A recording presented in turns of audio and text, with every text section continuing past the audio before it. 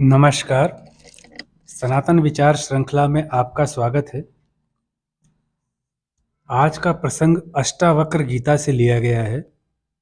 राजा जनक ऋषि अष्टावक्र से प्रश्न पूछते हैं, क्या अज्ञान के नाश होने से जगत का नाश हो जाता है?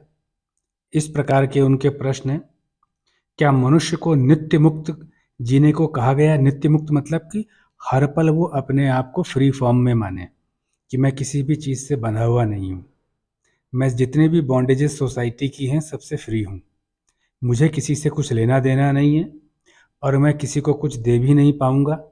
जिसके साथ जो होना है उसका वह स्वयं जिम्मेदार होगा। या क्या हमें नित्य मुक्त जीने को मानव योनि में जन्म मिला है कि हम नित्य मुक्त ही जिए? तो इस प्रकार की प्रश्न जब राजा जनक के दिमाग में आए तो उन्होंने अष्टावक्र जी से पूछा। राजा जनक अष्टावक्र जी से पूछते हैं, अगर आत्मज्ञान प्राप्त करके अज्ञान और अज्ञानी इन दोनों से होने वाली सभी संसार की मोह माया का नाश हो सकता है, तो फिर ये जगत तो अब वर्तमान में होना ही नहीं चाहिए, क्योंकि आज तक तो बहुत से ज्ञानी पैदा हो चुके हैं। तो फिर शरीर लेकर चलने वाले सभी जीव और ठहरे हुए सभी वृक्ष अब तक बहुत पहले नष्ट हो जाने चाहिए, परंतु ऐसा तो कहीं भी दिखाई नहीं देता, क्योंकि संसार तो ज्यों का त्यों बना हुआ है। रोज नए नए बालक बालिकाएं जन्म ले रही हैं, हर जीव जंतु के संतान पैदा हो रही है, नई नई फसलें हो रही हैं, नए नए वृक्ष उग रहे हैं। हर वर्ष की भांति हर वर्ष आने वाले साल में मौसम बदलते हैं, दिन और रात बदलते हैं। जगत में तो कोई फर्क नहीं पड़ा, इतने ज्ञानी आए और चले गए। फिर ज्ञान और अज्ञान की बातें क्यों? इस प्रकार का प्रश्न जब वो पूछा तब राजा जनक कहते हैं, फिर आप क्यों कहते हैं कि अज्ञान के नाश से जगत का नाश हो जाता है? प्रश्न उनका उचित था। इस पर अष्टावक्र जी कहते हैं कि जैसे जल प्यास बुझाता है और प्यासा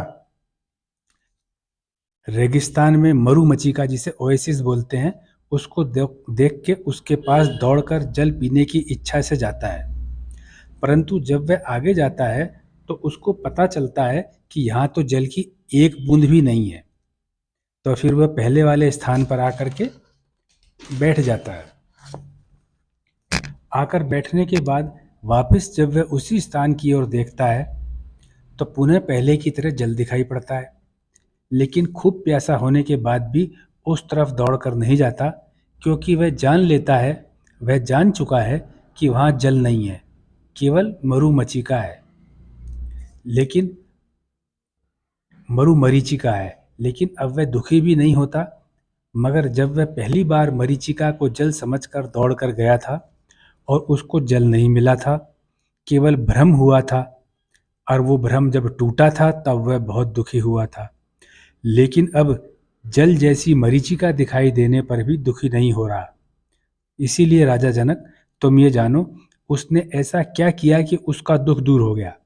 उसने तो अपने से कुछ भी नहीं किया, वह तो केवल गया, उसने देखा यहाँ जल नहीं है, वापिस आकर के बैठ गया। इसमें उस व्यक्ति के द्वारा कोई क्रिया की नहीं गई है। उसे दुख करने के लिए तो जल तो अभी भी नहीं मिला जिससे उसका दुख दूर हो जाए। उसकी प्यास तो अभी भी नहीं बुझी, वो प्यासा अभी भी है।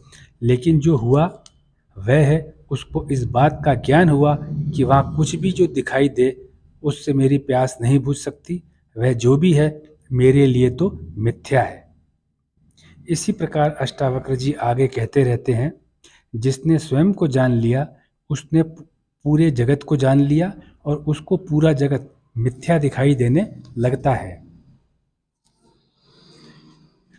फिर सारा संसार ही भ्रम दिखाई देता है।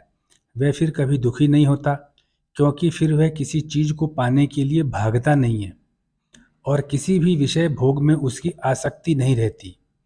वह सबको मिथ्या जानने लगता है। इस प्रकार के व्यवहार जब दृढ़ता से एक निश्चय के साथ हो जाता है और वह उसके मन में इसी प्रकार के विचार बैठ जाते हैं कि ये जगत मिथ्या है, और वह फिर किसी भी आकर्षण से जगत की तरफ आकर्षित नहीं होता, और उसको जगत का प्यारा ना लगना ही उस पुरुष या उस व्यक्ति के लिए जगत का नाश है। ऐसा सोच पाने के लिए गहरा चिंतन करने की आवश्यकता है। ऐसा अपने आप विचार में दृढ़ता नहीं आ सकती। जिसको स्वयं को जानना है, उसको सबसे पहले स्वयं को सभी प्रकार के बंधनों से मुक्त करना होगा। लेकिन यह बात भी सही है कि जगत का नाश उस व्यक्ति के लिए हुआ है, संपूर्ण जगत नष्ट नहीं हुआ है। यह मात्र अपनी भावनाओं के ऊपर नियंत्रण है। अगर ऐसा प्रयास करते हैं तो सफलता अवश्य ही मिलती है। ये ज्ञान इतना रोचक था कि इसको प्राप्त करने के बाद राजा जनक ने ऋषि अष्टावक्र जी से एक और प्रश्न पूछा। वह यह था कि क्या अज्ञान एक ही प्रकार का है या इसके प्रकार अनेक हैं। ऋषि उत्तर देते हैं कि अज्ञान तो केवल एक ही हो सकता है, दो तरह का अज्ञान हो ही नहीं सकता। लेकिन एक ही अज्ञान इतना बड़ा है कि वह अनंत है, उसके भाग अनंत हैं। जिस प्रकार आकाश तो एक ही है, लेकिन उसमें कितना कुछ है। कुछ तो दिन में दिखाई देता है और कुछ रात में दिखाई देता है। ध्यान रखिएगा, ये अष्टावक्र जी प्रश्न का उत्तर दे रहे हैं। और कुछ रात में दिखाई देता है और बहुत कुछ ऐसा है जो हमें दिखाई भी नहीं देता। जैसे सोए हुए 10 पुरुष अपने अपने 10 स्वप्न को देखते हैं, सपने आते हैं रात में, उसकी बात हो रही है। लेकिन जो जागता है, सपना तो केवल उसी का नष्ट होता है। बाकी सोए हुए तो अभी भी सपने में ही हैं, और जब वे जागेंगे तो उनका भी सपना समाप्त हो जाएगा। सपना न तो पहले कोई वस्तु थी, न अब है। सपने का कोई साकार आकार न तो पहले था, न ही कोई नष्ट हुए सपने के टुकड़े यहाँ वहाँ बिखरे पड़े हैं। आप अष्टावक्र गीता के अंदर किया हुआ चिंतन को आप ध्यान से सुनिएगा। ऋषि अष्टावक्र जी कहते हैं कि जब कोई जो सोए हुए जागेंगे तो उनका ही सपना खत्म होगा। सपना न तो पहले था और न अब है। सपने का कोई साकार आकार न तो पहले था। साकार आकार का अर्थ होता है दिखाई देने वाला। न तो पहले था, न ही कोई नष्ट हुए सपने के टुकड़े यहाँ वहाँ बिखरे पड़े हैं।